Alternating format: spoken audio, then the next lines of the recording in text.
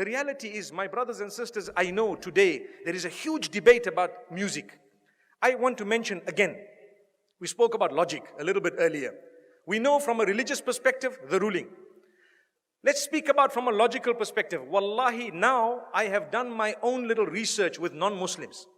And I have asked religious non-Muslims, I'm talking of Christians and Jews and Hindus, etc., naming top pop stars from the music industry.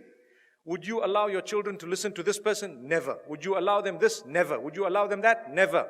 Why? It's dirty, it's immoral, it's filthy, it's degrading, and it's unacceptable. Not in my home. But you're a Christian, I know, not allowed. But you're a Jew, not allowed in my home. But you're a Hindu, never, not with my children. Why? Because the industry is dirty, that's what it is.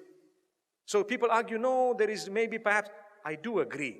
Perhaps the duf is permissible within certain limits, Perhaps if you are singing an Islamic song with beautiful meanings, perhaps within limits, there is a certain permissibility. But here I'm speaking of the musical instruments and the music industry, whereby people start shaking. I don't even know what. It comes naturally. They say it's natural. It's not natural. It's shaitan's way of controlling you.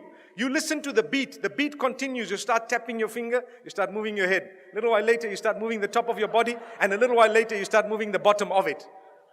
May Allah subhanahu wa ta'ala forgive us. And the words have become so dirty, my brothers and sisters, that it is a sign of the hour. And people say, nothing wrong. My brother, you have a beard that reaches the ground and you're still bopping. Astaghfirullah. May Allah forgive you and forgive all of us. You cannot do that. We need to be careful.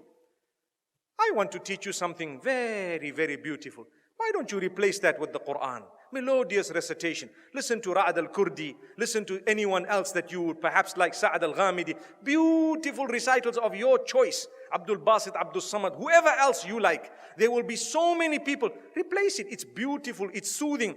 Go onto YouTube and check how the non-Muslims reacted to a survey or a little test, an experiment that was done where they were told to listen to this Quran without knowing it's the Quran and comment about it. Wallahi, now in Europe, the test was done recently and a lot of them say, it's so calm, it's so cool, it's so soothing. I feel spiritual. Go and listen to the answers. It's there live for everyone to see.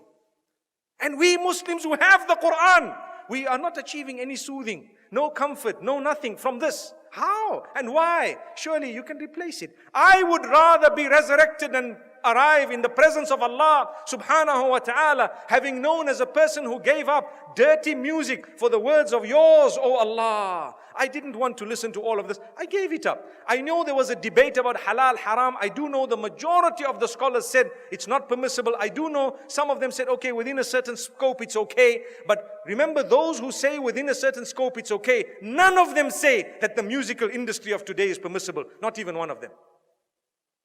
Remember that. I would rather come in front of Allah and be resurrected as a person who just substituted all of this for the Quran. Allahu Akbar.